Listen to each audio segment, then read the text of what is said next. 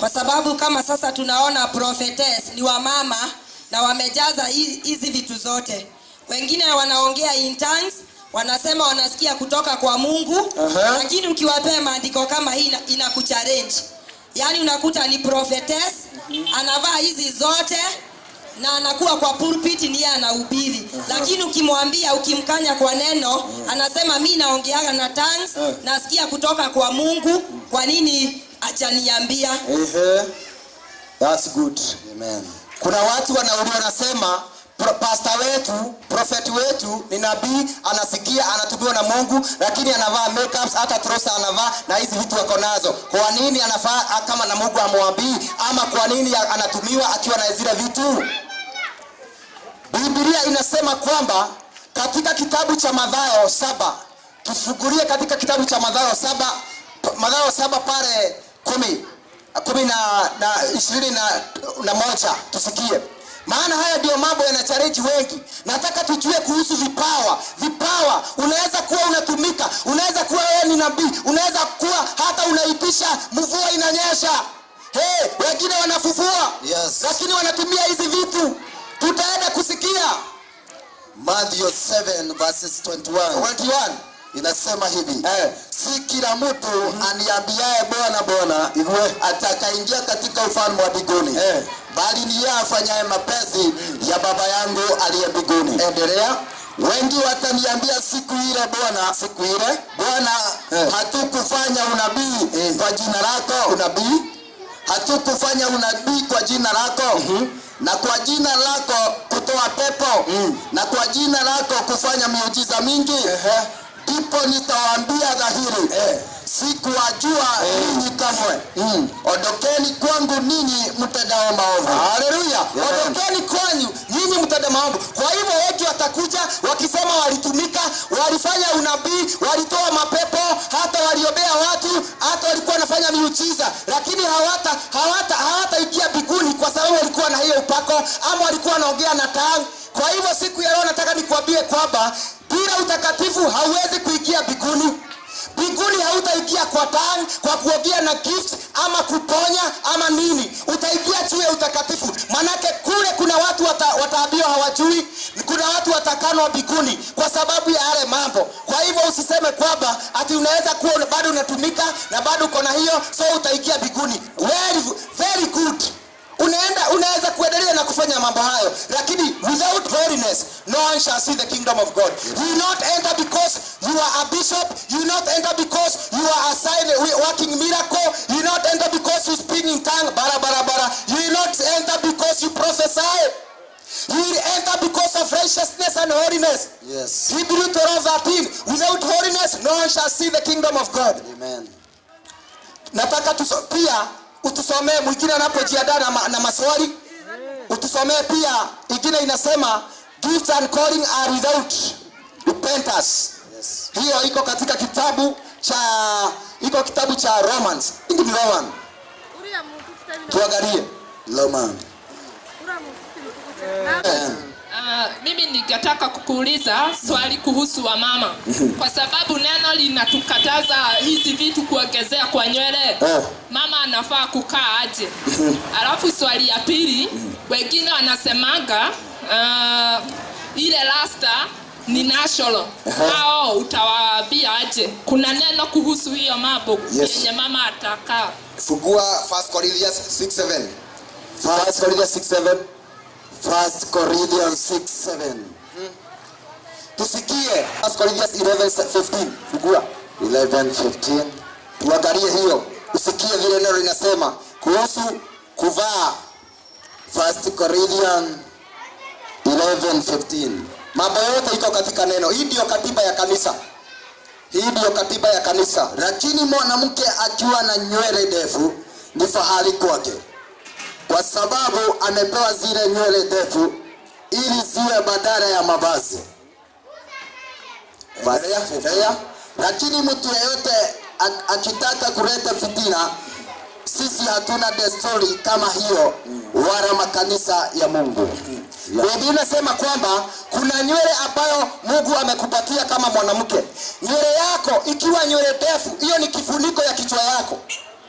Na unajua vizuri sana kama Waafrika ama kama Waafrika hamukuwai na nywele kubwa, yani hamuwekagi nywele kubwa. Unapoangalia nyingine nilikuwa nimekuambia yako. Badala ya kuongeza nywele zingine, maana hizo sio nywele, hizo ndizo hizi zinaitwa Jezebel thing, ambao ni madhagama ya Goma. Yes. Soma hiyo ilikuwa nasema hapo 1 Corinthians 11 verse 5. Yeah, 11 verse 5. Bali kila mwanamke asalipo au anapohutubu bila kufunika kichwa. Hebu sikia. Acha nirudie. Hebu sikia kuhusu kufunika kichwa. Bali kila mwanamke asalipo au anapohutubu bila kufunika kichwa yuaibisha kichwa chake, anaibisha kichwa chake. Kwa maana ni sawasawa na yule aliyonyolewa. Maana mwanamke asipofunikwa na akatwe nywele au ikiwa ni aibu mwanamke akatwe nywele zake au kunyolewa, na afunike kichwa. Na ikiwa ni aibu basi kung'oa nywele yote, basi funika kichwa yako. Na neno linasema mwanamke anapoomba ama anapotoa prophecy lazima afunike kichwa yake. Yes. Na ikiwa hana nywele, nywele yake anataka kuiziba, basi afunike. Kama nywele yake amekata afunike. Hivyo ndivyo neno linasema. Yeah. Tusome. Baya. Verse 10. Niruke hapo verse 10. Na hiyo yote nikwambie ndugu wapendwa, haijalishi wewe ni nabii, haijalishi wewe ni nabii ama wewe ni nani, lakini wakati ambapo unaomba, funika kichwa yako. Yes. Kama vile neno linasema, kwa maana inaendelea na kusema kwamba ati kwa sababu ya malaika. Yes. Kwa sababu ya malaika waone kuna heshima, waone kuna authority, kwamba uko chini ya mwanaume, basi funika kichwa yako. Ndio unaona kwamba kanisa, wakati mnaenda kanisani ama wakati mnaabudu Bwana, mnafanya unabii, lazima mfunike vichwa zenu. Yes. Lakini ikiwa uko na nywele kubwa inafunika gozi yako, basi kaa hivyo na nywele kubwa, maana nywele kubwa ni kufuniko. Yes. Na inaendelea inasema hakuna sheria kutoka hapo. Yes. Lakini unapoenda katika nyumba ya Bwana, unajua unaomba, unajua pia unafanya prophecy, na wakati hata mwingine unaona ukitembea barabarani, tunaishi katika maombi, ndio unaona kwamba I prefer basi ishi katika kitambaa, kwa sababu kila mahali ukiingia kwa gari unaomba, yani you want to be in the presence of the Lord. So funika kichwa yako, uende na presence ya Bwana, na uende kwa sababu ya malaika. Si malaika wako mahali popote. Yes. Na imesema juu ya malaika funika kichwa yako. Yes. Basi funika kichwa yako ikiwa unataka kuwa na presence ya Bwana. Yes. Yeah, hapo 11:2-10 inasema hiyo umesema. Kwa hiyo imempasa mwanamke awe na dalili ya kumilikiwa kichwani kwa ajili ya malaika. Kwa ajili ya malaika. Swali lingine haraka. Swali lingine. Najua unajibiwa swali yako. Swali. Bwana Yesu asifiwe. Amen. Mimi ningependa mchungaji ujaribu kutufafanulia, kwa maana maswali zimekuwa zikikuja na tunaulizwa, tunaambiwa na wadada wengine, nikijipaka hii makeup ndio nitakuwa mrembo. Huu ni ukweli? Huu ndio urembo wa wanawake? Ama dada mwenye anatembea hajapata mume anasema mimi sitapata mume maana sina makeup. Wadada wengine ni wanawake ambao wameoleka, wanasema mume hata nipenda maana mimi sina urembo kamwe. Huu ni ukweli kweli? Hebu tusikie. Angalia pikipiki. Hebu tusikie. Amen. Anasema kwamba ati wanawake wa leo ama wengi wanasema asipofanya makeup hatapata Bwana. Yes. Ati asipopata makeup hatapata Bwana, asipovaa namna ile hatapata Bwana. Lakini neno linasema katika kitabu cha Isaia, tusomee Isaia 16 utasikia vile Mungu anasema kwamba Mungu wakati aliumba Adamu na Eve alijua kwamba kuna the bone of your bone, yani alikuumba na akakuumbia yule mwingine. So sio lazima uvae makeup ati ili ukaweza kutafuta Bwana. Maana unapofanya hivyo huwa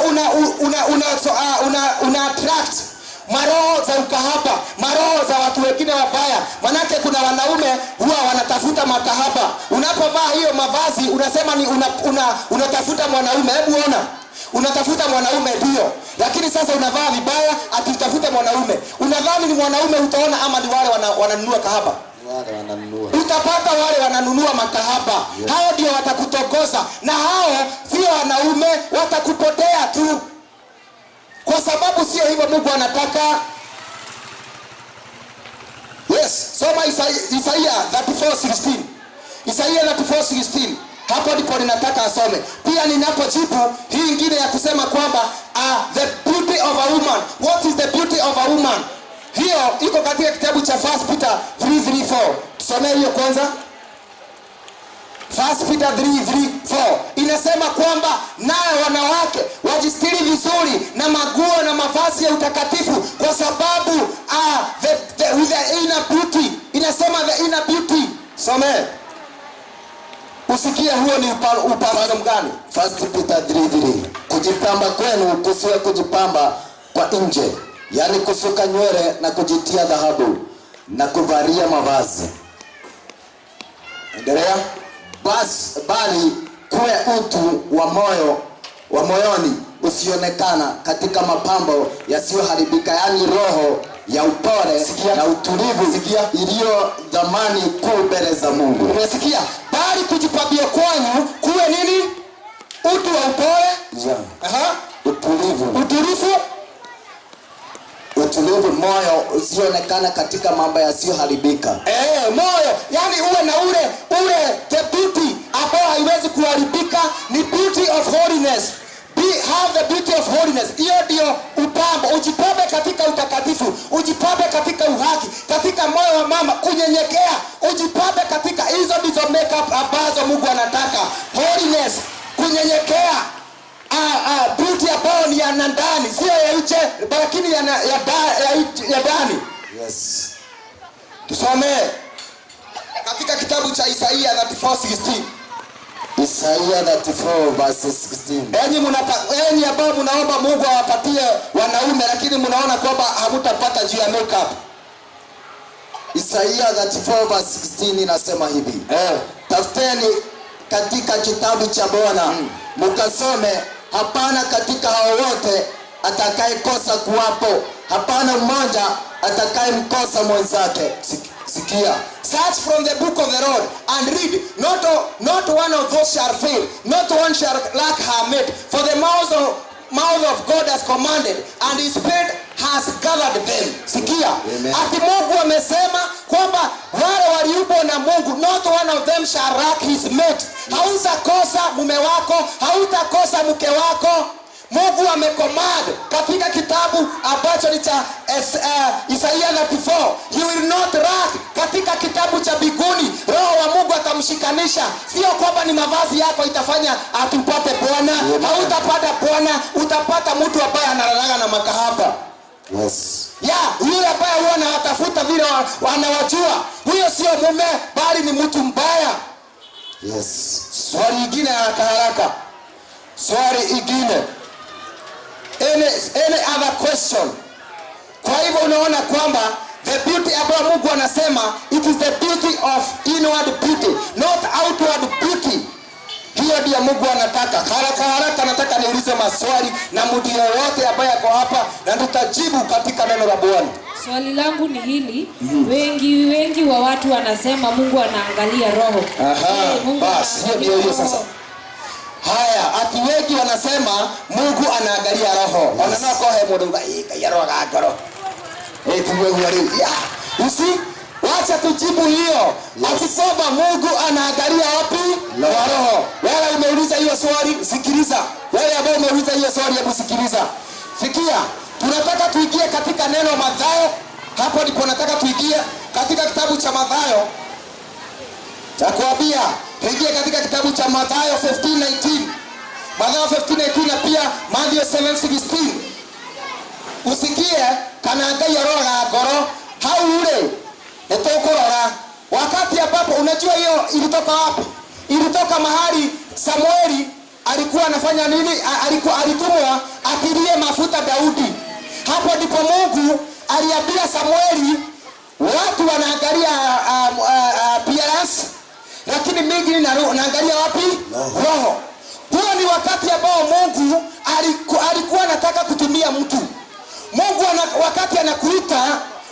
watumishi wake. Mungu anataka, wakati anataka kukutumia, Mungu hakuangalii vile uko. Mungu anakuangalia roho yako kama itaweza kutumikia Bwana. Lakini Daudi alikuwa anaangaliwa vile anavaa. Wanaona akadiko kadogo, akadiko huwa kanaenda kulisha kule. Yaani appearance yao haikuwa inapendeza. Kioga gĩake gĩtiekenagia na nĩkĩo itangĩgũkenio na niĩ tondũ ndihana gũthoma. Yes. Kaida aroraga ngoro ĩrĩa kũmũtungatĩra na ũtheri na ũma. Tusome Matthew 15 verse 19. Kwa maana moyoni, sikia sasa, moyoni hutoka mawazo mabaya. Sasa usikie kwa nini Mungu anaangalia roho. Sikia, moyoni hutoka mawazo mabaya. Na hapo kutinelio hau. Wakati na hiyo ni Mungu ndiye anaangalia roho akitaka kukutumia. Yes. Sio sisi. Hiyo ndio tukiona ngoro. Wanadamu wanaangaliaga nje wakitaka kutumia. Yeah. Hata tukiwa hapa, ukitaka mtu wa pikipiki, hautaangalia roho. Utaangalia reflector uone kama anakona reflector ama kana kofia pia. Kuja tuende. Yeah. Tu tunaangalia outward. Lakini Mungu ndiye anaangalia kwa roho, juu anajua kiliko katika roho yako. Ndio. Tusomee sasa kwa nini? Kwa maana moyoni hutoka mawazo mabaya, uwaji, usizi, uasherati, wizi, ushuhuda, sikia, wa uongo na matukano. Hayo ndio mtia mtu najisi. Sikia, ati roho, ndani ya roho ndiko kunatoka kila mambo yote mabaya. Na ndio maana Mungu anaangalia roho yako, anaona vile iko. Kwa hivyo, ikiwa umevaa hivyo na unasema Mungu anaangalia roho, hebu tuangalie. Kama huyu mwanamke amevaa hivi mavazi hapa, na hii nguo hapo ni nusu, na hii matiti iko nje, na hii vitu za uongo hizi za kuseduce, na pia amevaa hips za uongo. Sasa anasema God look at heart. Ndio. Yes. Mungu anapoangalia roho anasema out of heart it is where sexual sin come from. Yes. Usherati umetoka katika roho. Yeah. Huyu mwanamke akivaa hivi, usherati ulikuwa umetoka wapi? Katika roho. Uovu ulikuwa umetoka wapi? Katika roho. Udanganyifu ulikuwa umetoka wapi? Katika roho. Ukahaba ulikuwa umetoka wapi? Katika roho. Kutoka ndani ya roho yako ndiko ukahaba ulitoka. Yes. Kwa hivyo mtu akikuja kuvaa unavaa kulingana kile kiko ndani ya roho yako. Kweli kabisa. Ukahaba unatoka wapi? Kwa moyo. Kwa roho. Yeah. Wizi unatoka wapi? Kwa roho. Mtu akisikia ni kuwa inatoka wapi? Kwa roho ndani. Ni kwa roho zinatoka hizi vitu. Yes. Na ndio unaona kwamba gari ikitoa moshi ni nini baya? Engine. Na ni roho. Yeah. Kwa sababu kile kiko ndani ndio kinakuja nje. Na neno linasema kwamba ati kila mti ambao hautoi matunda mema utakatwa na utatupwa motoni.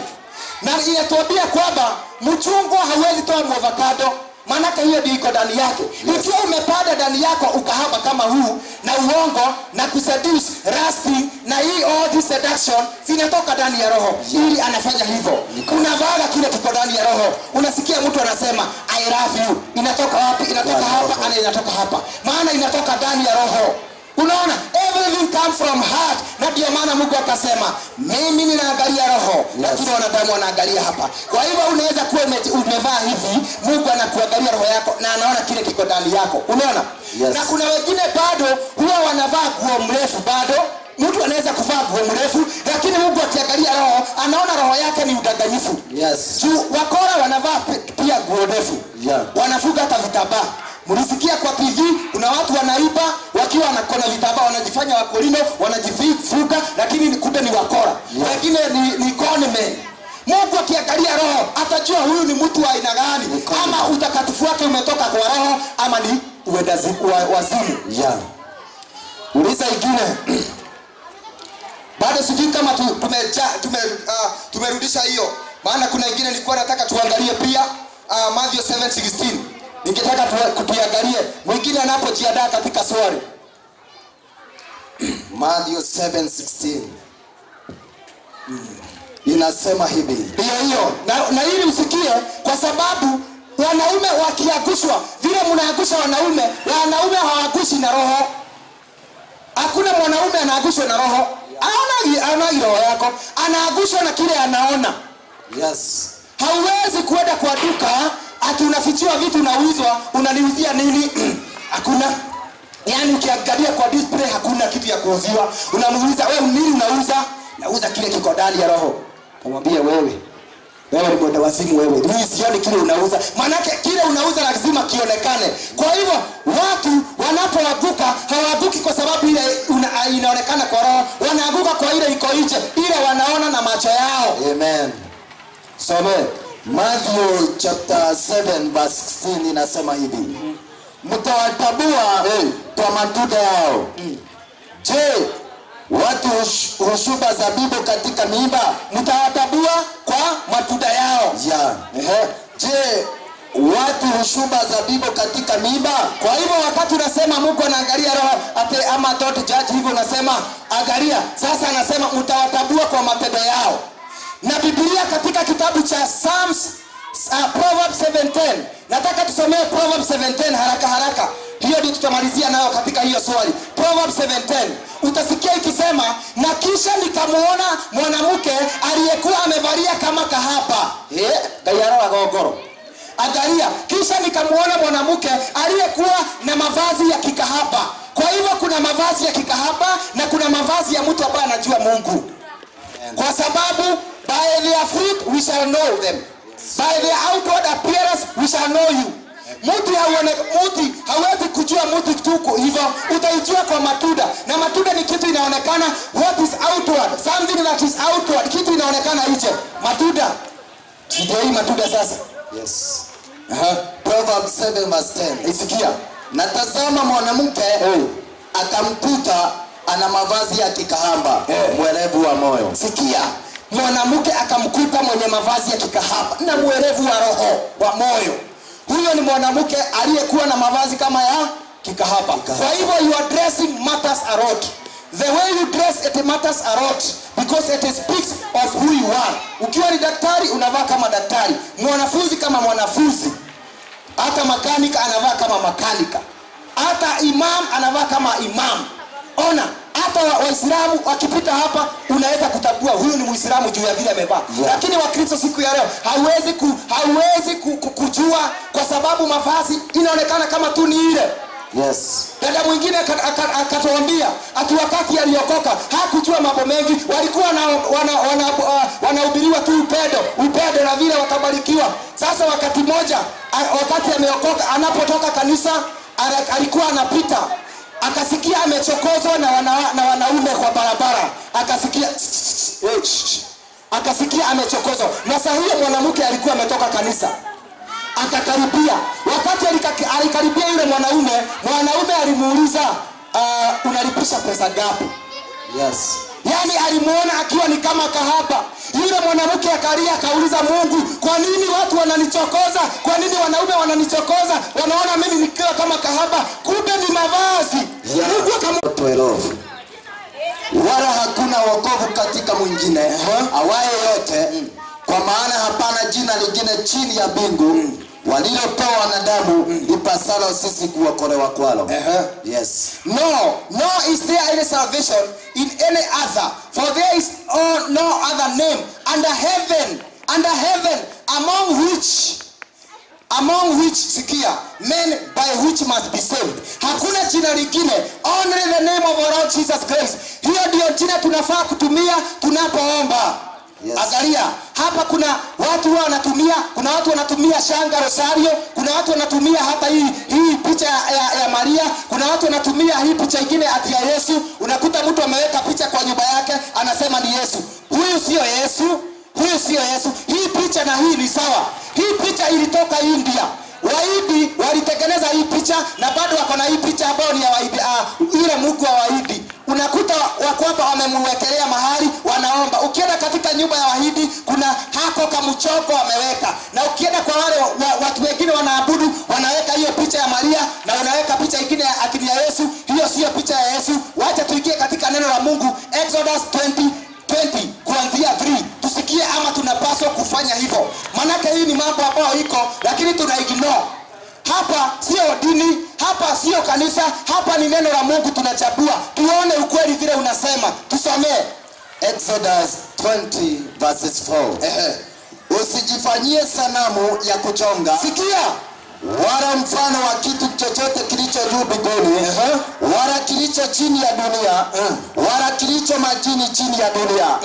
Usivisujudie wala kuvitumikia, kwa kuwa mimi Bwana Mungu wako ni Mungu mwenye wivu. Sikia, na wapatiliza wana maovu yao ya baba zao hata kizazi cha 3 na cha 4 cha wanichukizao. Sikia ndugu wapendwa, Yes. Biblia mnazosoma, miki Biblia zimetolewa haya maandiko. Kuna Biblia zimetolewa hiyo maandiko ili muendelee na kuabudu miungu mingine.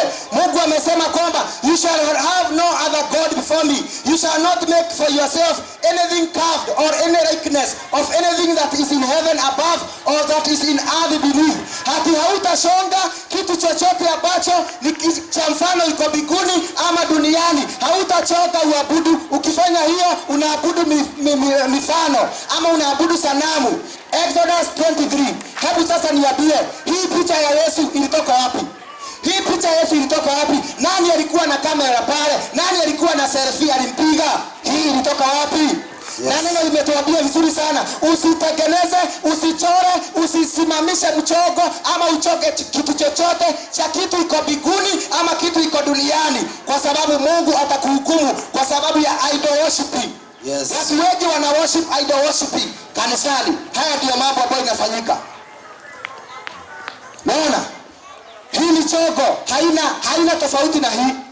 Sasa wakati unapoomba, omba Mungu, maana Mungu ni roho. Katika kitabu cha John 4:24, the Bible says God is spirit. Those that worship him must worship him in truth and in spirit.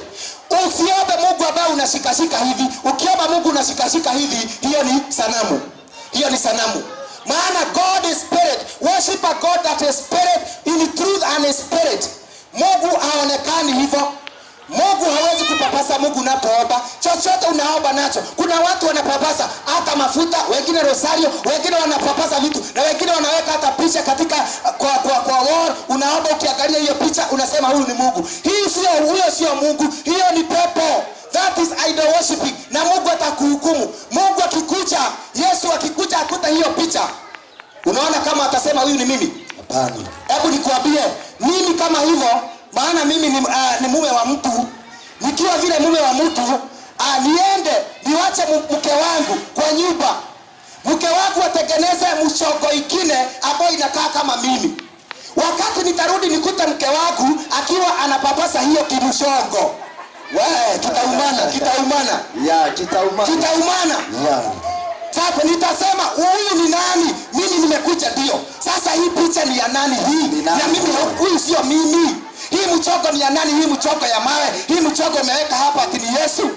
Mungu atakukataa, atasema huyu sio mimi, toa hii michoko. Na hiyo neno ya Exodus 23 imesema usiabudu miungu mingine, wala usichoke kitu kilicho mbinguni ama duniani ukiinamilie, manake Mungu atakuhukumu.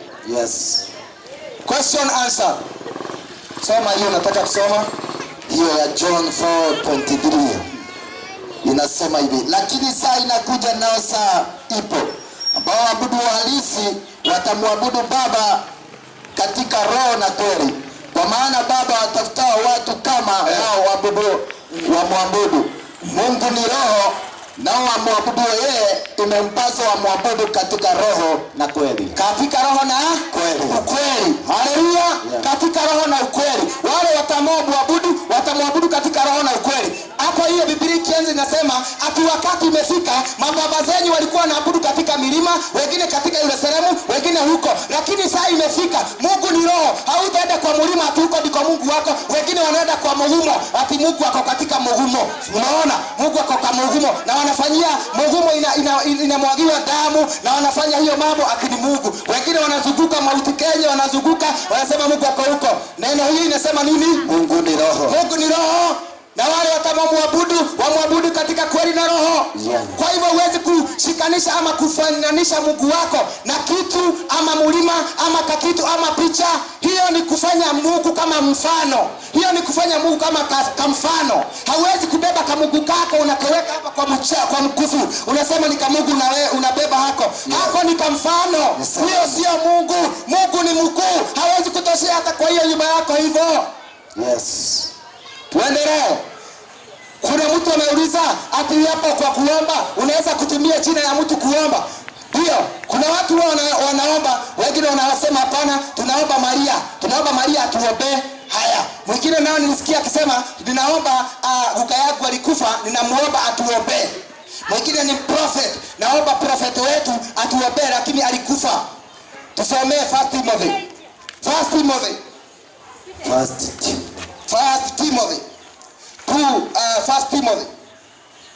Tuangalie, usikie mambo yote iko katika neno. Ni sisi hatusomi. 1 Timothy 2:5. Hii ni mambo ambayo haiwezi kuipata mahali pengine bali tu kwa neno la Mungu. 1 Timothy chapter 2 verse 5. Kwa sababu Mungu ni mmoja na mpatanishi katika ya Mungu na wanadamu ni mmoja, mwanadamu Kristo Yesu, ambaye alijitoa mwenyewe kwa ukombozi kwa ajili ya wote, atakao shuhudiwa kwa majira yake. Sikia, neno imesema kwamba there is only one mediator. Mungu ni mmoja ambaye anayetupatanisha na Mungu. Kwa hivyo unapoomba, omba tu Yesu. Soma tena uelewe. Kwa sababu Mungu ni mmoja na mpatanishi katika Mungu na mwanadamu ni mmoja, mwanadamu Kristo Yesu, ambaye alijitoa mwenyewe kuwa ukombozi kwa ajili ya wote, atakao shuhudiwa kwa majira yake. Sikia, ya Kizungu inasema hivi, hebu tusikie ya Kizungu, usikie vizuri. Inasema there is only one mediator. There is only one mediator ambaye tunafaa kuomba. Hebu sikia 1 Timothy 2:5.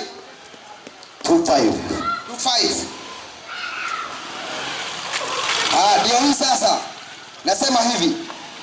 Sikia, for there is only one God and one mediator between God and men, the man Christ Jesus, who gave himself as a ransom for all, to be testified in due time. Ati kuna only one mediator. Mediator ni yeye ambaye huwa anatushikanisha, yani anatushikanisha na huyu. Mlikuwa mmesikia kuhusu Ocampo wakati alikuwa amekuja kutushikanisha. He was mediator. Sasa neno linasema there is only one mediator, who is Jesus Christ, ambaye tunafaa kuomba atuombee ama atulilie. Yeye ndio alitolewa, damu yake atukomboe. Kwa hivyo unapoomba miungu ingine yote ama unaomba kupitia majina ya watu waliokufa, hao hawezi kukusikia, manake Yesu ndiye njia, yeye ndiye ukweli ya kuingia ufalme wa mbinguni. Na Biblia inasema kwamba you cannot go to the Father without passing through Jesus. Manake Jesus is the way, Jesus is the truth, Jesus is the life. Amen. Hauwezi kupitia mlango mwingine. Yesu akasema wale wanaopitia milango ingine hao tunawaita wezi na wakora. Hao ni wakora. Huu ndio mlango. Ukitaka kuingia mbinguni iwe ni maombi. Ati yeye ndiye atakuwa akiwaambia kule mbinguni, ati ingieni. Wote watapita mbele za Mungu. Wote watahukumiwa. Kwa hivyo Yesu peke yake ndiye njia, ndiye ukweli wa kuomba. Yesu peke yake. Amen. Swali ya pili ilikuwa gani? Don't judge. Swali ya pili ilikuwa kuhusu Lamentation 3:40. Tuingie hapo usikie. Watu wanasema siku ya leo don't judge. Unaona mtu amevaa kama kahaba na ukimwambia vaa vizuri, usinihukumu, ati don't judge. Mwingine naye unaona vile anafanya matendo yake, ukimwambia anakwambia don't judge. Hiyo imekuwa ndio wimbo ya watu wanapojificha katika dhambi. Mtu anafanya uovu anakwambia don't judge. Don't judge. Na unaona vile anafanya lakini anasema don't judge. Tusomee. Hiyo lazima ishi. Chapter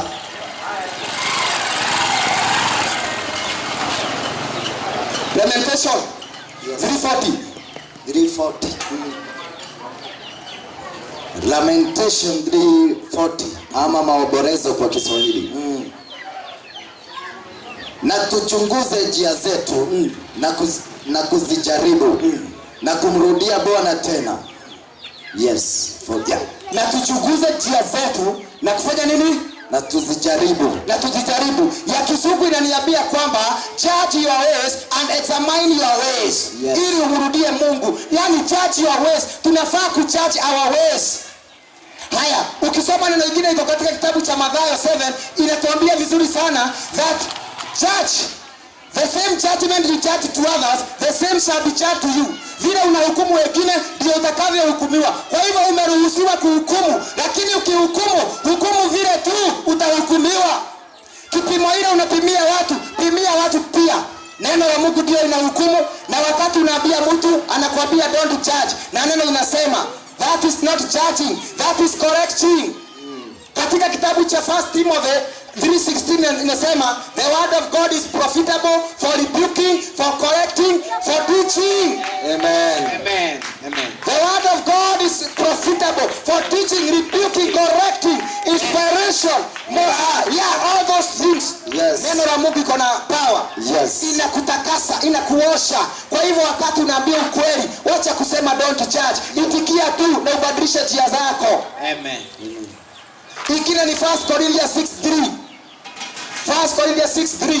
Hapo inatuambia vizuri sana, don't you know that we shall judge the angels? Therefore, if you will judge the angels, how about the small matters? How about them? Huku duniani kumewekwa kanuni na kuna kwa koti, huko ndiko judgments inafanyika. Nyinyi watu wa Mungu hamwezi kujijudge, kujiangalia, mjione na muone kasoro zenyu. Usome 1 Corinthians chapter 6 verse 3. Hamjui ya kuwa mtawahukumu malaika, basi si zaidi sana mambo ya maisha haya? Sikia hapo.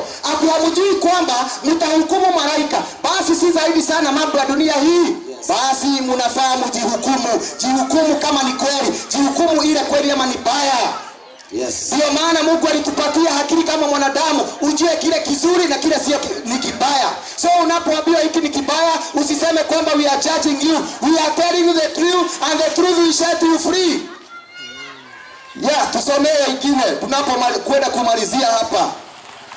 Luke 6:43. Inasema hivi. Tunarudisha swali leo, tunasema don't judge. Yes. Don't judge, it is in the Bible. Warudishie hiyo.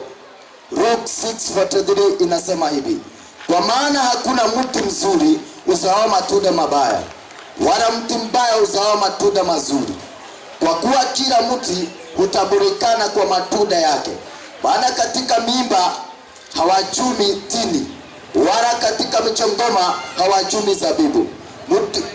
Mtu mwema katika hazina njema ya moyo wake hutoa yaliyo mema, na mtu mwovu katika hazina mbovu ya moyo wake hutoa yaliyo maovu. Kwa kuwa mtu kichwa chake hunena yake ya ujazae. Amen. Imesema vizuri sana kwamba mti mwema hawezi kuzaa matunda mabaya. Hawezi kuzaa matunda mabaya. Yes. Kwa hivyo tunaangalia matunda. Now you are judged by the what appearance. Yeah. Bible says by the fruit you shall know them. Kwa matunda utawajua. By the appearance you shall know them. Yes. Na hiyo ndio matunda inayoonekana ndio hii. Yes. Swali ingine tunapokuja kumalizia pia. Swali ingine. Niko na swali. Wewe ukiwa mtumishi wa Mungu, ni vizuri nikikuja kwako uniitishe pesa ili uniombee ombi fulani ama niweze kupokea uponyaji? Very good. Tuko katika nyakati za mwisho na wakora wameingia kanisani. Atunasikia kwamba unataka deliverance, toa pesa. Unataka maombi, toa pesa. Akipanda mbegu, weka bahasha ya 500 tukuombee, tukufanyie nini? Mwingine unataka kuombewa, nunua hii maji tunausha 1000. Nunua hii stika, ukienda ukibandika hii stika kwa nyumba yako, utapata mapepo itaondoka. Hayo ni mambo ambayo inafanyika katika kanisani. Wanauza maombi, wanauza deliverance, wanauza hata unabii. Wengine wanasema toa hii bahasha nikutabirie, fanya hivi nikutabirie. Hiyo yote ni uongo. Wacha tusome katika kitabu cha Matthew 8. Matthew 10. Yes, sorry, it is Matthew 10. Yes. Matthew 10. pale 8 inasema hivi, and as you go preach saying the kingdom of God is at hand, heal the sick, cleanse the lepers, raise the dead, cast out demons. Freely you have received, freely you should give. Hallelujah, hallelujah, hallelujah, hallelujah, hallelujah. Hey, what does the Bible says? Freely you have received, freely you should give. Wakati wanafunzi wa Yesu walipokuwa wametumwa, hakuna alitumwa auzie watu mafuta, hakuna alitumwa auzie watu chumvi, hakuna alitumwa ambie watu wapande mbegu, hakuna alitumwa ambie watu wapande hii ili wapokee. Yesu aliwaambia, mlipokea bure, mponye bure.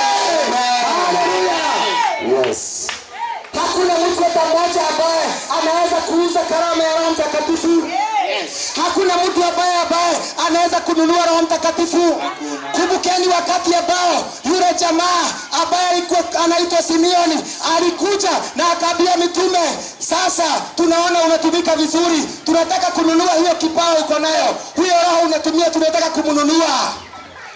Naye mitume akamwambia, wewe na pesa yako enda ufe, manake Mungu hawezi kununuliwa na pesa. Yes. Hauwezi kuuza Mungu na pesa, hauwezi kununua roho, hauwezi kuuza unabii. Na ikiwa utauza unabii ama uuze uponyaji, hiyo sio ya Mungu, hiyo ni uchawi. Yes. Hizo ni maroho za uchawi zinazofanya kazi kanisani, ambazo unaenda unanunua uponyaji, unanunua unabii, manake ni kama wachawi. Ni pesa. Kama unaenda kwa wachawi lazima uwapatie pesa ili wakufanyie unabii wako. Ili ukaweza kupata uponyaji kwa wachawi lazima utoe pesa. Basi unapoingia kwa kanisa unaambiwa sasa lazima utoe pesa fulani ili uombewe. Jua hiyo sio Mungu, hiyo ni uchawi. Amen. That is witchcraft. Yes. Na hiyo ndio imefanya kanisa ipore, manake watu wamekosa kuwa na hofu ya Bwana, wamelipisha pesa kanisani. Pesa imekuwa miguu yao. Watu wakiwa hawana pesa hawezi kuombewa. Hebu niambie, ni Mungu gani huyo ambaye anayefanya division? Mungu ni Mungu wa maskini, Mungu ni Mungu wa matajiri, Mungu ni Mungu wa watu weupe, watu weusi, watu warefu, watu wafupi. Mungu ni wa watu wote. Hauwezi kulipisha Mungu. Yes. Amen. Amen. Kwa hivyo unapoitisha pesa atuombee vijana, kwa hivyo hawana pesa, basi hawataombewa. Basi maskini hawana pesa, unasema hawataombewa, unasema hawatafanikiwa. Hiyo ni injili mbaya. Yes.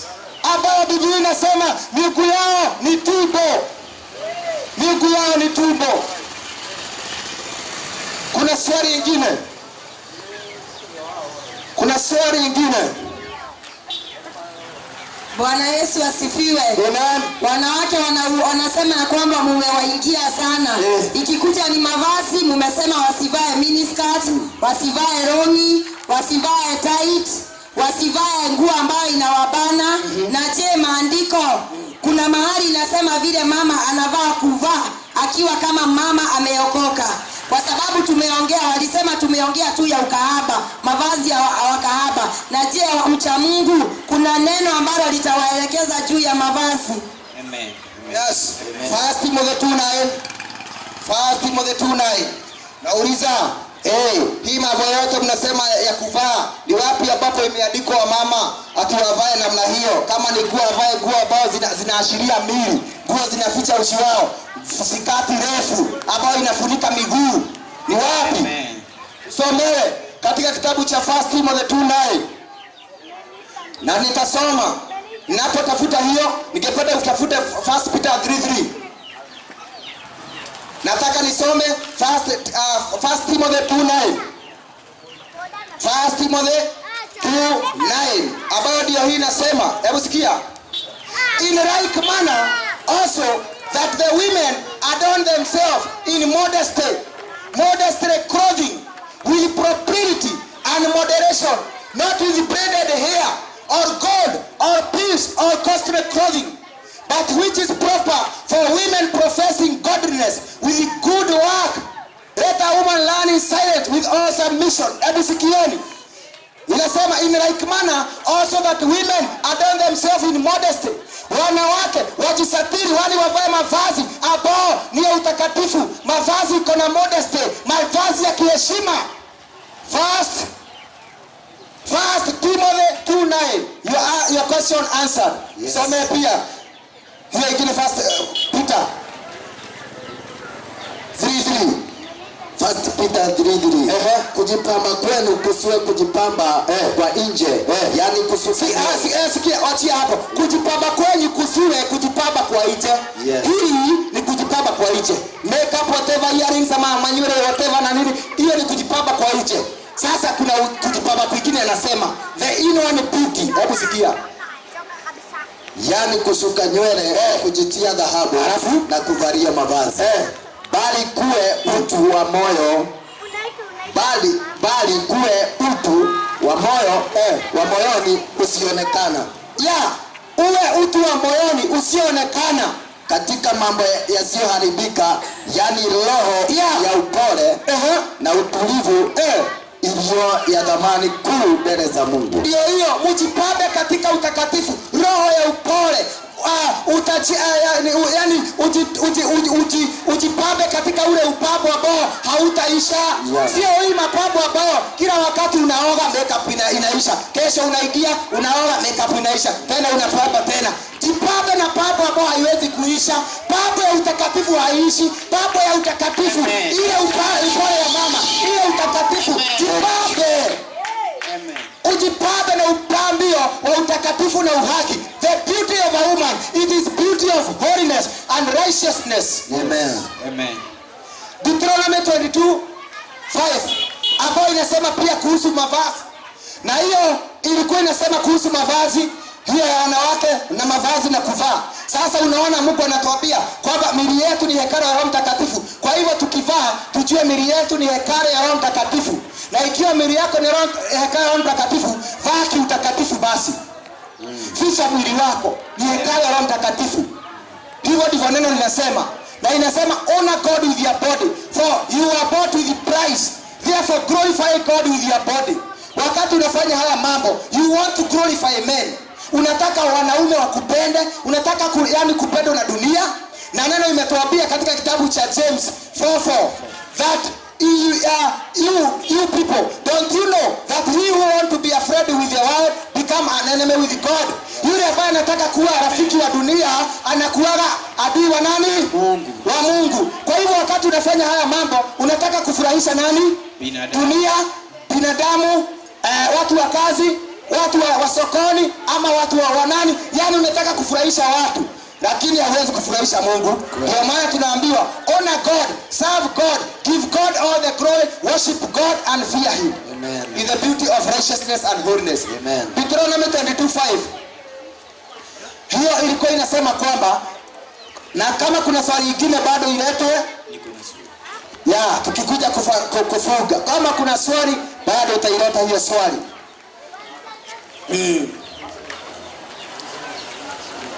Niko na swali. Kuna longi ya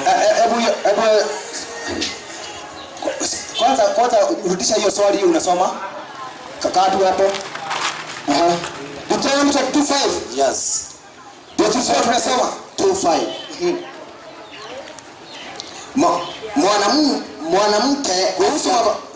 Mwanamke asiyavae mavazi ya mpasavyo mwanaume, wala mwanaume asiyavae mavazi ya mwanamke. Unasikia? Kwa maana kila afanyaye mambo hayo ni machukizo kwa Bwana. Ni machukizo. Yes. In other words inasema it is abomination before God. Wewe unayevaa nguo za wanaume ambazo ni tosa ni chukizo mbele za Mungu. Unaambiwa uvae nguo zako, na nguo zako ni zile unaweza enda nazo maternity. Nguo za wanawake ni ile unaweza enda nayo maternity. Hauwezi enda maternity na trosa. Atatokea wapi? Unaendaga na ile nguo sawa sawa na mahubiri yako. Yes. Hata ukienda kwa choo unaenda mavazi ya wanawake, ukienda na trosa inakuwa vigumu sana. Amen. Kwa sababu mavazi inasema. Lakini sisi wanaume mavazi ndio hiyo. Hii ndio yetu. Unaona? Ndio inatuambia tuvae mavazi yetu na nyinyi mvae mavazi yenu juu ya mahubiri yenu. Hata ukienda kwa choo ya kajo alama, unaona alama ya change na red ni tofauti. Kwa nini hatutumii hii? Uone kwamba hiyo alama sio yako na unaingia tu huko na kumechorwa tu hiyo na hujavaa hiyo. Ni kweli. Ni kweli. Tuambie ingine.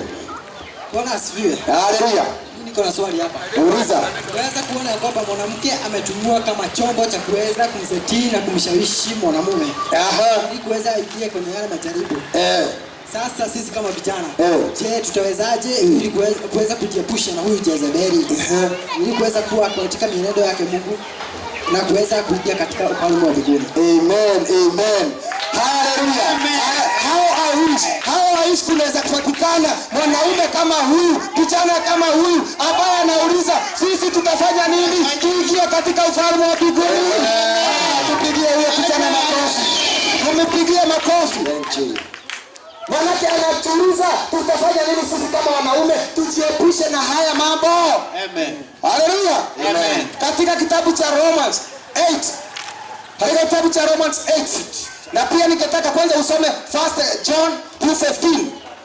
1 John 2:15. Tuone vile tutafanya sisi kama wanaume ama kama wanawake ili tuondokee huyu Jezebeli ambaye alikuwa anapotelewa na Elisha. Elijah alikuwa anapotelea huyu Jezebel. Sisi tutafanya nini? Tupotelee huyu roho wa Jezebel ambaye anayeangamiza. Amejaa kwa television. Unaona kwa television siku ya leo, unaona wana advertise biscuit. Angalia, ni ka biscuit wana advertise. Biscuit tu ina advertisewa. Lakini vile wana advertise ile biscuit, kumbe ni roho ya Jezebel inayo advertise. Unaona wana advertise ati tuna advertise biscuit. Lakini ile biscuit mwanamke anakuja akiwa uchi, alafu anakula ile biscuit, anaanza kufanya hivi, na ni biscuit. Sasa unauliza, biscuit ndio imefanya akuje akiwa uchi. Biscuit ndio imefanya akuje akiwa hivyo amevaa. Kwani ukikula biscuit unakaa hivyo amekaa. Wengine ni mafuta wana advertise. Sasa roho ya Jezebel iko kila mahali. John 2:15. Msipende dunia wala mambo yaliyomo usikia katika dunia. Mtu akipenda dunia kumpenda Baba hakumo ndani yake. Ati tusimpende dunia wala mambo ya dunia. Basi tukipenda dunia, upendo wa Bwana hauko ndani yetu. Endelea usikie vile tutafanya. Verse 16. Maana kila kilichomo duniani, yani tamaa ya mwili na tamaa ya macho na kiburi cha uzima havitokani na Baba, bali vyatokana na dunia. Because zile ziliko duniani, tamaa ya mwili, tamaa ya macho, kiburi ya dunia haitokani kwa Mungu, bali inatokana kwa dunia. Amen. Na neno ikilimalizia inasema na dunia itapita pamoja na tamaa zake, bali yeye afanyaye mapenzi ya Mungu adumu hata milele. Dunia itapita pamoja na tamaa zake, hizi mitindo yote zitapita, hizi fashion zote zitapita, lakini neno litabaki likiwa neno. Amen. Kwa hivyo msipende dunia na mambo yaliyomo. Msipende hayo mambo, msikuwe wanaume wa kuongozwa na macho, wa kupendezwa na macho. Yes. Muwe watu wa kutembea katika roho. Yes. Na ukitembea katika roho, hauwezi kutembea katika mwili. Ndio. Hivyo ndivyo neno linasema. Amen. Wewe uko na swali? Niko na swali. Swali la mwisho tunauliza hapa. Kuna longi ya wanawake na ya wanaume. Anauliza ati kuna longi ya wanawake na longi ya nani? Na wanaume. Wafungulie ile Danieli. Fungulia usikie mahali Biblia inasema longi ama trosa. Kuna Biblia imesema vizuri, zilitengenezewa na vile zilitengenezewa wanaume, sio wanawake. Tutasikia hata pia tunaposikia hiyo, tutasikia Exodus 28:42. Wewe fungua hiyo yako nami nifungue Exodus 28:42. Yes. Soma yako Daniel 3:21. Hebu sikia inasema hivi. Kuna hiyo tusikie kama kuna trosa za wanaume na wanawake. Tusikie zilikuwa za nani kwanza. Basi watu hao wakafungwa hali wamevaa suruali zao na kanzu zao na joo zao na mavazi yao mengine, wakatupwa katikati ya ile tanuru iliyokuwa ikiwaka moto. Soma na Kiingereza itakuwa vizuri. Hallelujah. Daniel 3:21. Wacha kwanza nisome 28:42. 28:42. ambayo iko hapo, nayo utasikia vile inasema 28:42 inasema hivi. Hebu sikia. And you shall make for them linen trousers. Hebu sikia. And you shall make for them linen trousers to cover their nakedness. They shall reach from the waist to the thigh. Mesikia? They shall reach to the thigh. Unaona? Kwamba watavalishwa mavazi ambayo ni trosa. Na itashonwa ambayo itafunika uchi wao. Inatoka hapo inaenda huko. Kwa sababu that is the trosa. So kuna mavazi trosa hazikuwa za wanawake bali zilikuwa za wanaume. Katika Exodus 28:42 Mungu ndiye alicommand wanaume waeko hizi. Na hiyo Danieli ambayo tumesomewa neno linasema kwamba na wakatengenezewa trosa na wakatupwa katika ile tanuru wakiwa na trosa. Wakina nani? Shadrach, Meshach na Abednego walikuwa wamevaa trosa wakati walirushwa katika lile shimo la moto. Ndio. Swali imetupiwa. Kwa hiyo unapoona trosa imeandikwa, shetani ni mjanja sana na anataka watu waende jehanamu. Kile amebadilisha tu majina. Amebadilisha majina. Sasa anaandika ati trosa for lady. Lady trosa ama Christian trosa, lady trousers.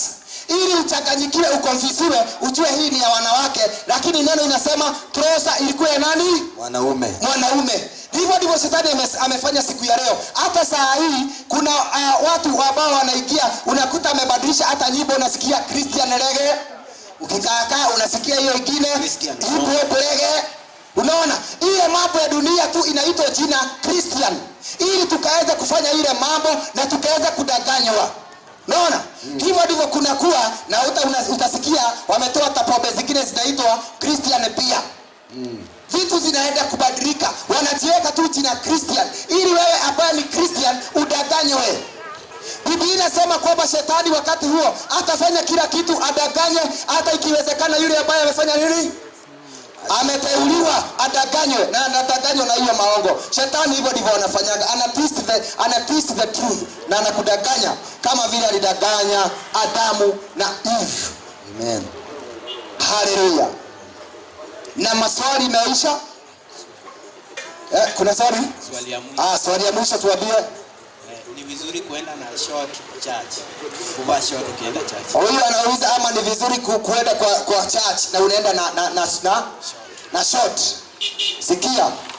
Neno imetuambia vizuri sana ati wakatengenezewa mavazi ambayo ilikuwa inafunika miili yao. Yes. Kwa hivyo ni mavazi ifunike mwili wako. Na wakati ambapo unaweza kanisa ama hata wakati unatembea huku, kama ni short vaa ukiwa kwa nyumba yako na usitoke huku nje. Ufunike mwili wako kule. Maana hizo unajua hizo ni vitu za kulala. Kuna mavazi ambayo watu wanavaa lakini ni mavazi ya kulala. Sasa wakati unatembea nayo kanisani na wewe ni mwanaume unaoneshana uchi wako, na neno inatuambia vizuri sana tufunike miili yetu, maana miili yetu ni hekalu la Roho Mtakatifu. Kwa hivyo huwezi enda na shoti mahali pale. Nyumba ya Bwana tunaambia tuende katika ukweli na utakatifu, tuende katika the fear of the Lord. So it is not permitted. You must be holy for God is holy.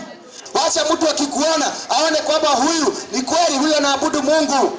Asikuambie wewe kwani umekuja kucheza football kwa kanisa. Unaona? Hiyo ni mambo iko. Hata kanisani hauwezi kuenda ukiwa umejifunika kichwa kama mwanaume, umejifunika kichwa na kofia. 1 Corinthians 11:7 inasema kwamba ati mwanaume sio vizuri kufunika kichwa yake. Katika nyumba ya Bwana usifunike kichwa yako. Ati unaifunika unapoomba. Fungua kichwa yako. Maana kichwa yako Biblia inasema kwamba ni utukufu wa Bwana. Hiyo ndio utukufu wa Bwana. Kwa hivyo fungua kichwa yako. Usiende kanisani ukiwa mwanaume na kichwa yako umefuga. Wanawake ndio wanapaswa wafuge kwa sababu ya malaika na kwa sababu ya pia utukufu wa Bwana wanapotoa unabii na wanapoomba. Mwanani akona swali, tuulize. Uliza zote. Hapa Bwana Yesu asifiwe. Amen. Ni vizuri bibi kuwa pastor ama apostle. Ni vizuri kuongoza kwa madhabahu. Amen. Hallelujah. Hiyo ni changamoto na ni neno ambayo imepuuzwa sana. Tutaingia katika kitabu cha 1 Timothy. Tuingia katika kitabu cha Timothy. Tusisome, usikie. Maana unaona kwamba kanisa za leo na wengi wale wanaongoza, unasikia mama ndiye pastor, yeye ndiye anawaambia wanaume, yeye ndiye anafanya mambo yote mahali pale, yeye ndiye kusema. Je, neno linasema hivyo? Manake yote itakuja kuisha, lakini neno la Mungu litasimama. Katika kitabu cha Timotheo neno imesema hivyo. Kwa sababu Mungu anasema hivyo, manake mwanaume ndiye alikuwa wa kwanza, na mwanaume ndio kichwa. Na unajua kichwa inafananishwa na nani? Na Yesu. Ama na Yesu, kichwa ni Yesu. Sasa naye hii mwili mwingine inamfananishwa na mwanamke. Kwa hivyo mwanamke aliye ambaye ni mwili huu mwingine hawezi kuongoza. Kichwa ndiye inaongoza. Hii ni trailer ya gari unaona. Hii trailer ni nani inaongoza? Ni kichwa. Na kichwa ni nani? Si mwanaume. Kichwa ni mwanaume. Kuna wakati umekaa hapa kwa reli, unaona gari moshi linakuja, lakini unaona ati hizi matanks zinakuja, ama trailer ndio zinakuja. Nini inatangulia? Kichwa. Nini itatangulia? Kichwa. Kichwa inatangulia. Na neno linasema mwanamume ndio kichwa. Ndio kichwa ya kanisa, ndio kichwa ya nyumbani. Kwa hivyo mwanaume ndio anafaa kuongoza, sio mwanamke. Neno linasema wanawake wajisitiri katika unyenyekevu. Unyenyekevu, na waongozwe, sio waongoze bali waongozwe. Haya, tusomee vile neno linasema sasa. 1 Timothy 2:11 inasema hivi: mwanamke na ajifunze katika utulivu, akitii kwa kila namna. Simpi mwanamke ruhusa ya kufundisha wala kumtawala mwanaume, bali awe katika utulivu. Haleluya. Hebu sikia. Na basi mwanamke 11 mwanamke na ajifunze katika utulivu, na ajifunze katika utulivu. Akitii katika namna. Alafu simpi mwanamke ruhusa ya kufundisha wala kumtawala mwanaume, bali awe katika utulivu. Bali awe katika unyenyekevu. Na awe katika utulivu. Na sasa huyu ni Paulo aliandika hivyo. Na Paulo ndiye ameandika vitabu mingi sana katika Biblia. Ikiwa sisi tunasoma Biblia, kwa nini hatufuati vile neno linasema? Wakati Yesu aliita wanafunzi wake walikuwa 12, hakukuwa na mwanamke ambaye aliitwa mahali pale, ambaye alikuwa anaenda kuchukua mamlaka ama kuongoza wanaume. Walikuwa wote wanaume. Kwa hivyo tufuateni neno la Mungu. Wanawake ndio wako na kazi ndani ya nyumba ya Bwana, wanaweza kufanya mambo mingi, lakini neno linasema wanawake wafundishe wanawake wale wengine. Ikiwa mwanamke atafundisha, au akifundisha wanawake wengine, hivyo ndivyo neno linasema. Na kazi yake inasemekana vizuri, ako na kazi mingi ndani ya nyumba ya Bwana, lakini sio ya kufuza wanaume au ya kutawala wanaume. Hata kama dunia ya leo wanawake ndio wanatawala dunia, ndio wako na maproto makubwa, ndio wanataka kuwa MP, ndio wanataka kuwa viongozi, neno haiko hivyo. God, neno nasema kwamba men first. Lakini hapa dunia unasikia lady first. But in the Bible it is men first. Adam was created first. Yeye ndiye anaongoza, na ndiye ameambia he is the head. Yeye ndiye anatawala na ndiye kichwa. Lakini hakuna wakati umewaiona ati hii mwili ingine inatembea, ati mwili inatembea bila kichwa. Kichwa ndio ambao inafanya mwili utembee. Na ukikutana na kitu mtu anatembea na hana kichwa, mpotelee. Ukikutana na yule mwanamke anaweka madhabahu na anasema yeye ndiye pastor, hana kichwa, hana mwanamume, mpotelee. Manake Jezebel ndiye alikuja ili akaweza kukamata wanaume na kuwaongoza. Jezebel ni roho wa ukahaba. Huyo ndiye alikuwa anaangamiza wanaume, anaangamiza manabii, mitume, na alikuwa anataka kuua Elisha. Alitawala mume wake Jezebel, na mume wake alidanganywa. Wakati ambapo unaruhusu mwanamke akutawale, wewe ukiwa mwanaume una kasoro na utadanganywa. Manake Adamu alidanganywa kwa sababu ya kuongozwa na hivi. Na ukiitikia kuongozwa na mwanamke, na kwanza anasimama kwa madhabahu, na yeye ndiye mchungaji, yeye ndiye anamwekelea mkono, yeye ndiye anachukua utawala, hiyo ni kinyume na neno la Mungu. Tusome hiyo neno tena. 1 Timothy 2:11 Mwanamke na ajifunze katika utulivu, akitii kwa kila namna. Simpi mwanamke ruhusa ya kufundisha wala kumtawala mwanaume, bali awe katika utulivu. Kali katika utulivu. Na hautaokolewa ukiwa mwanamke kwa sababu ulikuwa mhubiri. Utaokolewa kwa sababu ya unyenyekevu na kwa sababu ya ile kazi ulipewa. Ufundishe watoto wa mama wale wengine jinsi ya kutembea vizuri na jinsi ya kukaa katika njia za utaratibu. Amen. Kuna swali. Uliza swali. Maswali imekuwa mengi. Mchungaji, kuna swali hapa. Sababu neno imetunenea vizuri tusiongezee nywele kama hizi piece, tusiweke weaves kama wamama. Sasa kuna hii mtindo imejitokeza, iko kwa wanaume na wanawake. Wanatengeneza dreads zao wenyewe. Na mtu anasema si mimi niko na nywele yangu, naweza enda kanisani na nimtukuze Mungu. Je, ni vizuri kwa hao kutengeneza hizo dreads? Basi. Mjibu katika ile nasema about braiding. Iko hapo, inatuambia vizuri sana.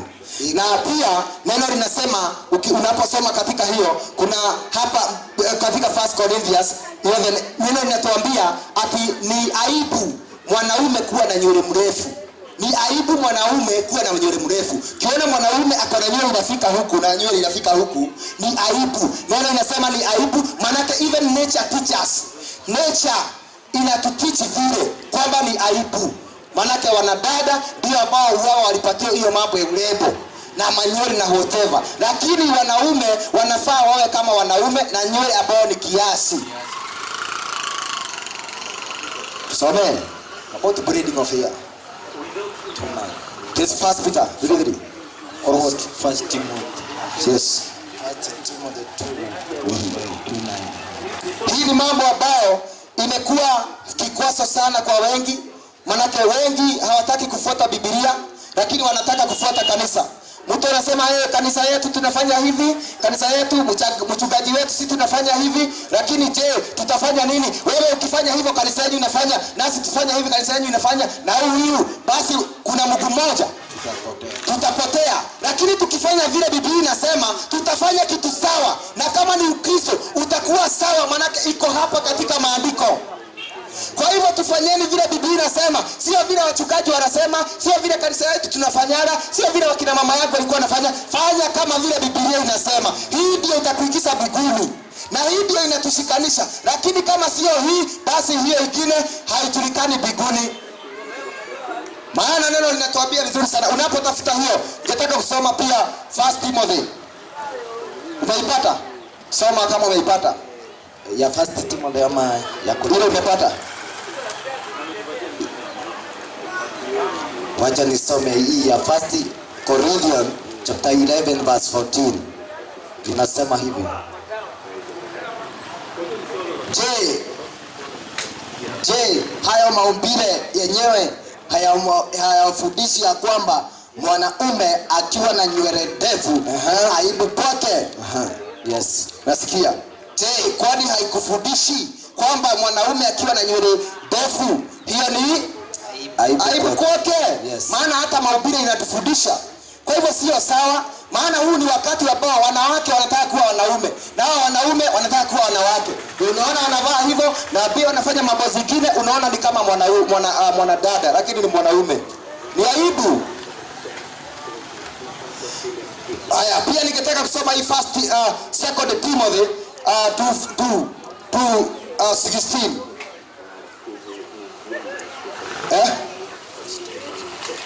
Ambayo inasema vizuri sana ati kwamba neno la Mungu it is profitable for teaching, rebuking. Tutasomea na Kiswahili. Yes. Tuone neno la Mungu ambao watu wamepuuza. Tunafaa kufuata kanisa ama tunafaa kufuata neno la Mungu? Wengi watasema tunafaa kufuata kanisa kwa sababu ni kanisa kubwa, ni kanisa ya kitabu, ni kanisa sijui nini, ni kanisa iko na watu milioni 1. Neno linasema ile njia iko na wengi, hiyo ndio njia ya upotevu. Lakini njia nyembamba ndio njia yenye uzima wa mbinguni. Ukitaka kufuata umati utaingia motoni. Maana umati ndiko wengi wamekataa neno. Kanisa mingi zimepanuka na zimekuwa na watu wengi, manake wameruhusu haya mambo yote na wamekataa kuhubiri ukweli. sasa inajaa watu. Hiyo inakuwa umati wa wapi? Wa Jehanamu. 2 Timothy chapter 3 verse 16 inasema hivi. 3:16. Kila andiko lenye pumzi ya Mungu lafaa kwa mafundisho na kuwaonya watu makosa yao na kuwaongoza na kuadhibisha katika haki. Hebu sikieni sasa. Haya mambo yote, you cannot ignore this thing. Katika kitabu cha Proverbs 13:13 inasema, those who ignore the word of God, they shall be destroyed. If you ignore the word of God, you shall be destroyed. Na hiyo yako imetuambia aje? Kila neno linafaa kwa kuonya. Kila neno linafaa. Hakuna neno unasema hii ilikuwa hii ilikuwa inaambia, hii ilikuwa inaambia hii haikuwa inaambia watu wa Korintho, haikuwa inaambia watu wa Roma, haikuwa inaambia watu wa Israeli. Ni sisi tunaambiwa, sisi wanadamu, inatuambia aje? Soma. Hiyo 3:16. Yes. Kila andiko lenye pumzi ya Mungu lafaa kwa mafundisho na kuwaonya watu makosa yao na kuwaongoza na kuadhibisha katika haki. Yes, katika haki. Kila andiko linafaa. Maana hilo andiko linafaa na linatoka katika Mungu. Linafaa katika onyo na kuwatakasa watu katika haki na utakatifu. Naye Yesu akasema katika kitabu cha Yohana pale 17:17, Mungu watakase kwa neno lako. Kumaanisha tunatakaswa kwa neno la Mungu. Hatutakaswi ati kwa kwenda kanisa. Hautakaswi ati kwa sababu umekaribia mchungaji, kwa sababu umemwagilia mafuta. Unatakaswa kwa ukweli. Neno la Mungu ndio linakutakasa. Ikiwa hautatakaswa na neno, nini ingine itakutakasa? So wakati unasoma neno unaelewa na unatakaswa. Ikikwambia wacha unawacha, basi unatakaswa. Ni ukweli utakutakasa. Na ndio neno inaitwa ukweli. The truth will set you free. The truth will set you free. Amen. The word of God will sanctify you. Amen. Hiyo ndio itakuosha. Na neno la Mungu ndio inafaa isomwe, watu wasafishwe kanisani. Amen.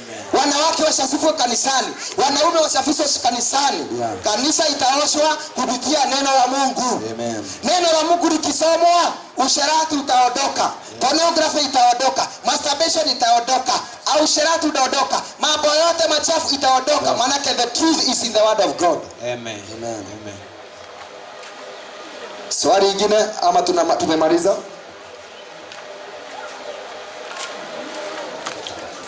Haleluya. Ukweli nao ndio huo. Na Biblia inatuambia vizuri sana ukisoma katika kitabu cha Warumi ati kwamba it is appointed for a man to live once and also to die once and then after that judgment. Imehukumiwa kwa mwanadamu aishi mara moja na kufa ni mara moja. Amen. Huko duniani. After hapo uingie katika judgment. Kwa hivyo unapokufa unaingia katika judgment. Hakuna mahali unaenda ati unaenda mahali pale sasa hapo watu wanaweza kukuombea wakiwa hapa duniani. Hiyo ni uongo. The Bible says after death it is judgment. It is appointed for a man to die once. Then after that judgment. Hakuna mahali pengine anaweza kutoka na hauwezi kumwombea mtu akikufa. Hata umpeleke kanisa, amagiliwe mafuta, apakwe mafuta, abarikiwe, hata akiwekwa ile kofia ya bishop, hawezi kuingia mbinguni. Amen. It is appointed for a man to die once, then after that judgment. Na matendo yake itamfuata. Vile amekufa hivyo ndivyo ako. Hata mulie, hata mchinje, huyo mtu hawezi kutoka Jehanamu aingie mbinguni. Maana njia zilikuwa mbili. Na kama ingekuwa hivyo, basi ule tajiri wa Lazaro basi angeombewa. Si angetoka Jehanamu. Yeah. Lakini inasemekana kwamba alikuwa kule Jehanamu, hakutoka kule, alilia usiku na mchana, wakati wake ulikuwa umeisha. Kwa hivyo ukikufa ndugu mpendwa, yako yote imeisha.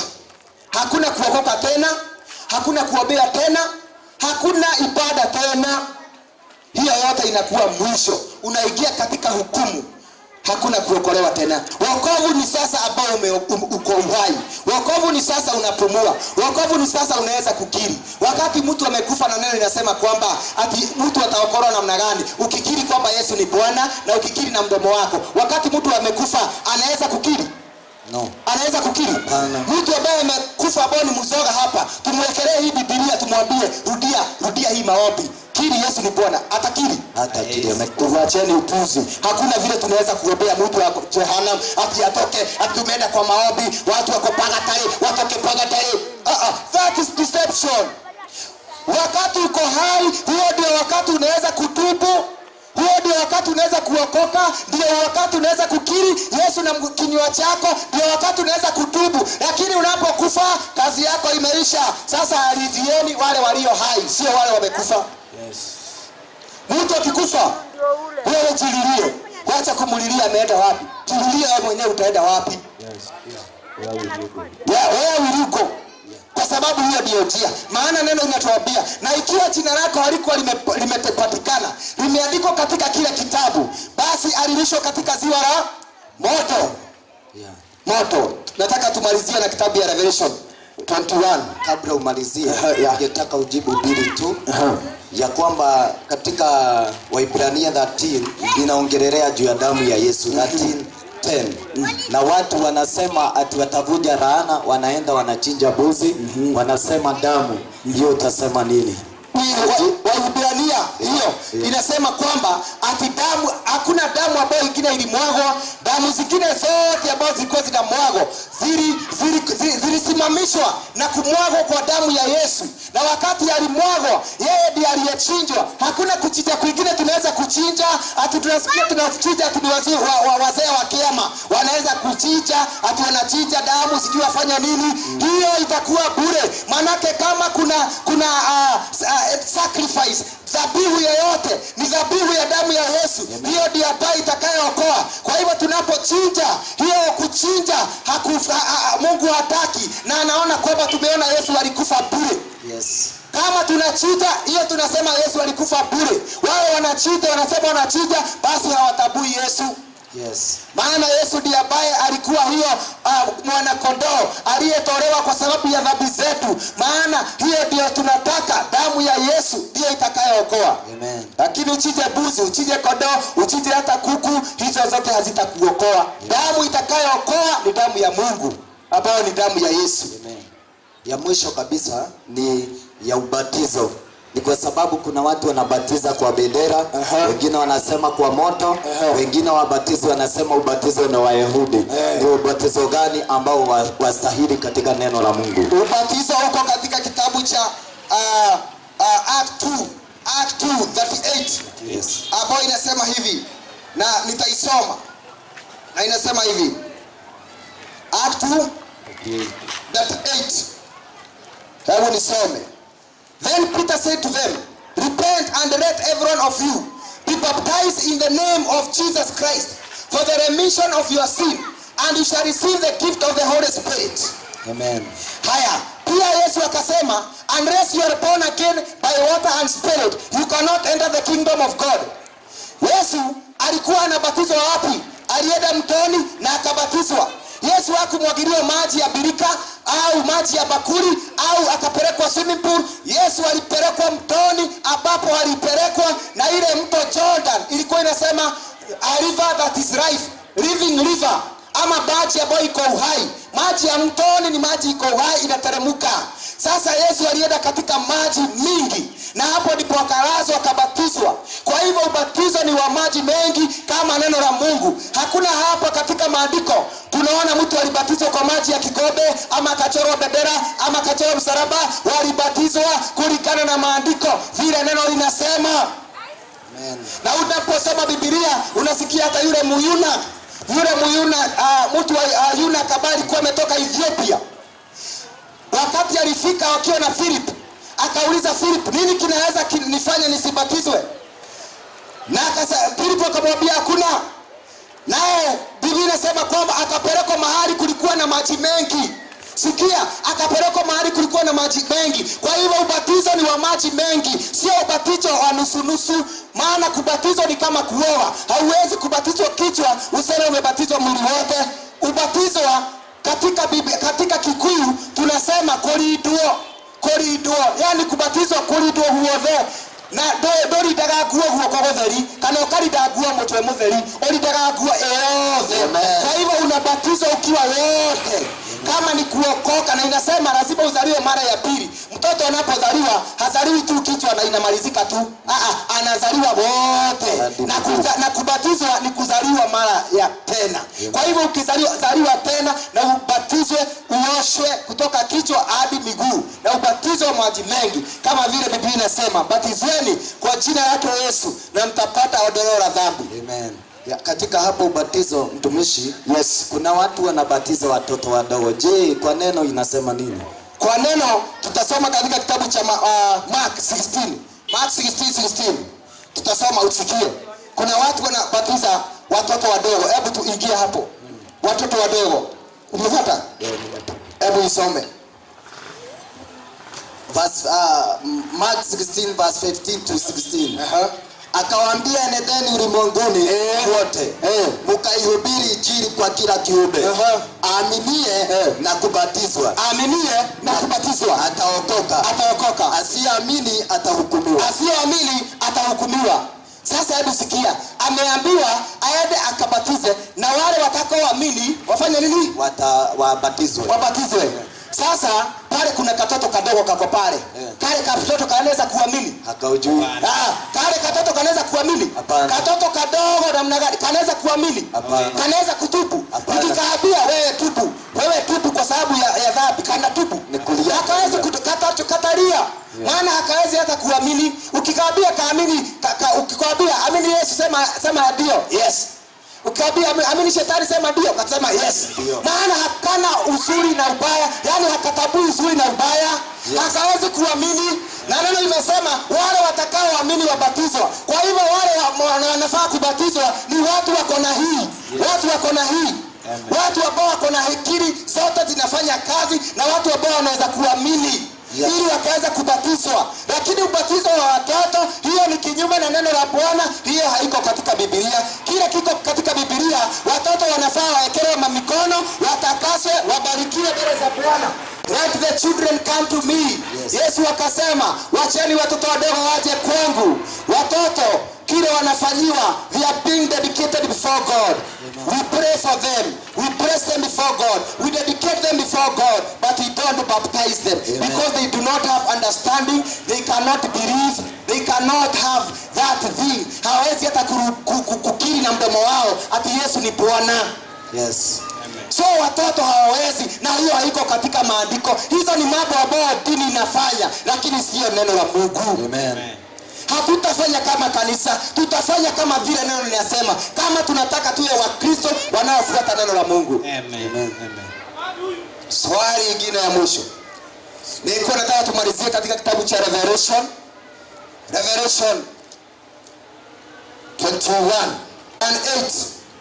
Inasema hivi, 8, but the cowardly, unbelieving, abominable, murderers, sexually immoral, sorcerers, idolaters, and all liars shall have their part in the lake of which burns with fire and brimstone, which is the second death. Ati wote ambao the coward, waoga. Kuna mtu muoga hapa anasema hawezi okoka, hawezi kuja hapa mbele juu unaogopa. Hata wewe utarushwa jehanamu. Manake ya uoga. Hatufai kuwa na uoga. Tunafaa kuwa na ujasiri ikiwa tunajua kweli na tunasimama na neno. Pia inatuambia kitu kingine, immoral, watu ambao ni sexual immoral. Hawa watu wanafanya hizi mambo, wanajiongeza hizi manywele na hizi mitindo ya maguo. They are people who are immoral people. Na watu immoral hawataingia katika ufalme wa mbinguni. Unasikia mwanamke anasema, I am dressing to be sexy. Today I want to be sexy. You want to be sexy. Who are you seducing?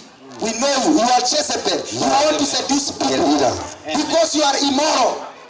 Unataka kufanya watu immoral waingie katika uasherati. That is immorality. Na Biblia imesema the immoral will not enter the kingdom of God. Those who want to be immoral, you dress this, you do all this, you apply immorality, makeup to be immoral, to look sexy, you cannot enter the kingdom of God. Kitu kingine, sorcery, warogi wote, idolater, wale wanaomba sanamu. Hiyo ni kitu unaomba nayo, ni maombi, unafanya maombi, lakini hiyo maombi sio vile ambavyo neno linasema, bali unaomba tu sanamu umejishikia.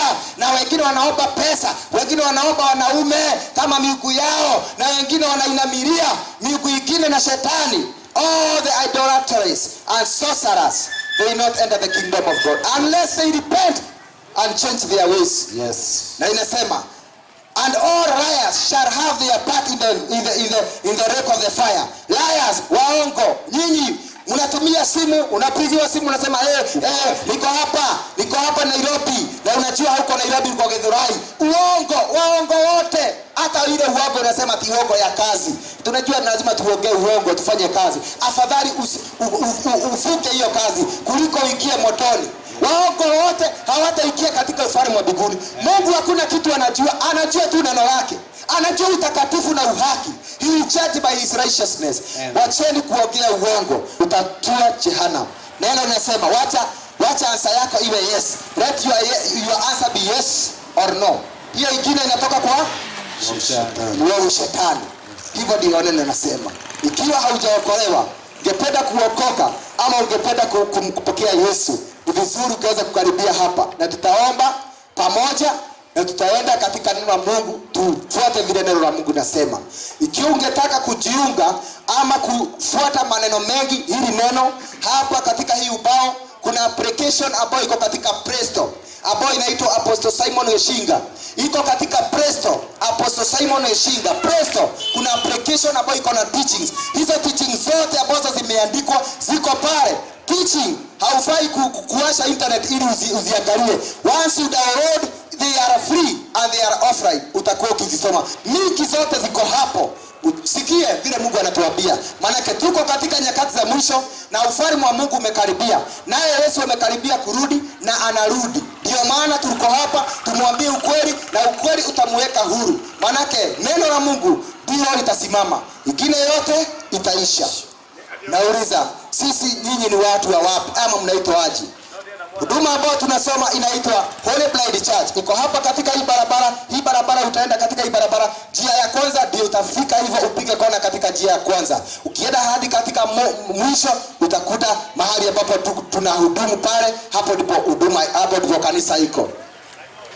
Na ukiwa na swali ama unataka kupokea message, tuko na makaratasi, unaweza kupatiwa karatasi, unaweza kuuliza upatiwe makaratasi, utapatiwa makaratasi, iko na hii ujumbe yote na mambo mengi ambayo ungeweza kujifunza. Ilikuwa ni siku yetu hapa ya 3 ya kumalizia, na ndio maana tumewapatia nafasi ya kuuliza maswali. Nataka tuweze kuomba katika jina la Yesu. Baba, katika jina la Yesu, Jehova Mungu wa majeshi ambao umetukuka, umeinuliwa, Muumba wa mbingu na dunia, wewe ambaye jina lako ni mtakatifu, wewe ambaye umetukuka mbinguni, mtakatifu wa watakatifu.